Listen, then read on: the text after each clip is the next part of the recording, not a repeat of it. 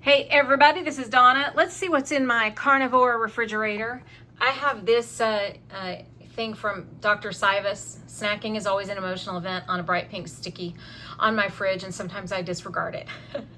And then when my husband first started going carnivore, I put this little sign up on the fridge. Some of you guys saw that already. You've seen it before.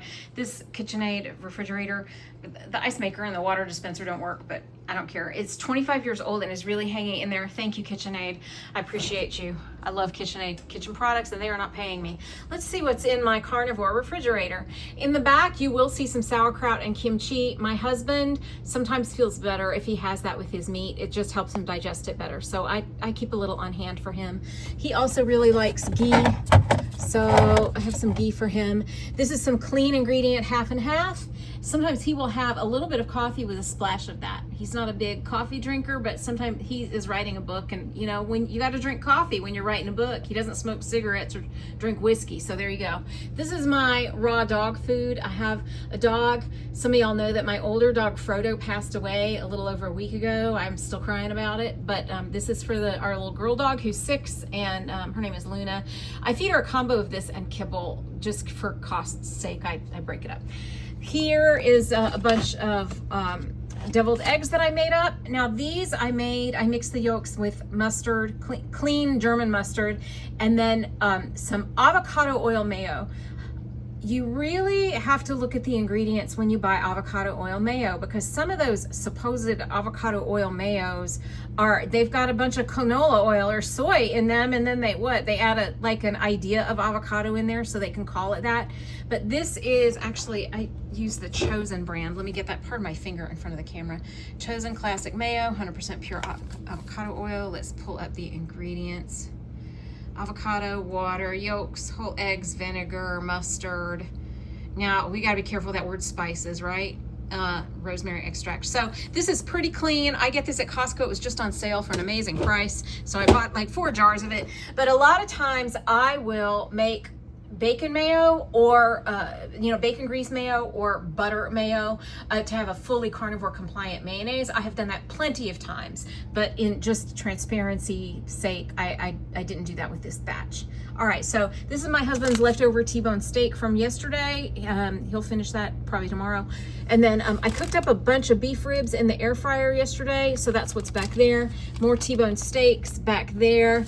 Our 20-year-old son lives with us. Our 23-year-old son lives in the area and sometimes comes by. So I try to have a bunch of cooked stuff on hand when I can. This morning, I made a bunch of pork breakfast sausage patties. I had picked up the pork breakfast sausage from Whole Foods. Pretty clean ingredients. All right, and then I cooked up a bunch of bacon. And then, of course, we've got these eggs from Costco. I tell you what, I bought the big 5 dozen one a couple times in a row because it was so much less expensive, and we are on a budget. But I'm telling you guys, I could really tell the difference in the eggs. I could. A lot of times I'm like, oh, it's just marketing. But in this case, there is a big difference in the quality of the eggs from just the big box of 5 dozen cage-free eggs at Costco, which are still okay, and these pasture-raised eggs. All right, I can feel it. I can tell. You can see it in the yolks. You can see the difference. So take that and do what you can with your own budget. That's my report from my household, okay? And then here's this. Now, I have to limit dairy. I'd do best if I completely eliminated it, but I don't have the mental space for that right now. But my 20-year-old, he's 20. I have to keep reminding myself of that. He just loves, melted cheese on anything. He's good at the midnight snacks. I will come out in the kitchen and find, cheese papers, the cheese dividing papers on the counter. And then we like the brie from Costco. So that's all of that. So there you go. Oh, cream cheese. Sometimes I will make carnivore pancakes by mixing cream cheese with an egg into a batter and then frying it up in a pan or on the griddle. And it's a pretty good little snack, guys. I recommend it. You can Google carnivore pancakes and just find the recipe that only has cream cheese and egg. That's all you need. You don't need anything else. Some people add shredded cheese or whatever. I just do cream cheese and the egg and it's fine. All right, now I'm gonna ignore that for a minute and I'll talk about that. But The sour cream, yes, we have dairy.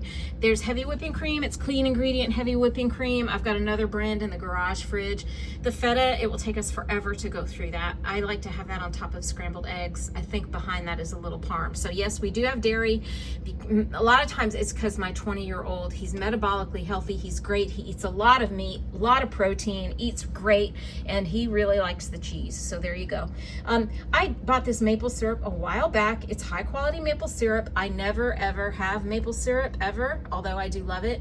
But sometimes my metabolically healthy husband and sons, sometimes they have something like waffles or oatmeal. It's super rare. This maple syrup will last forever probably in my house. And I might decide to throw it away at some point but we're never going to use all that maple syrup. We won't do it. But that's why it's there. I bought it a while back. Let's look at my crisper. Do you notice anything about my vegetable crisper?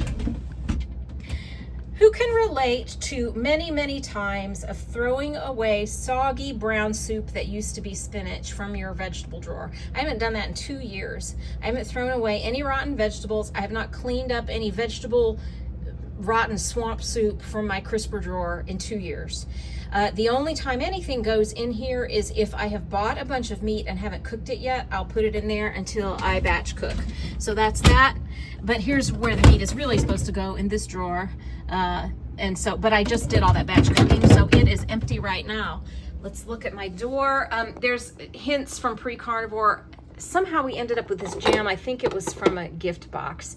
You can see it has been eaten, not by me.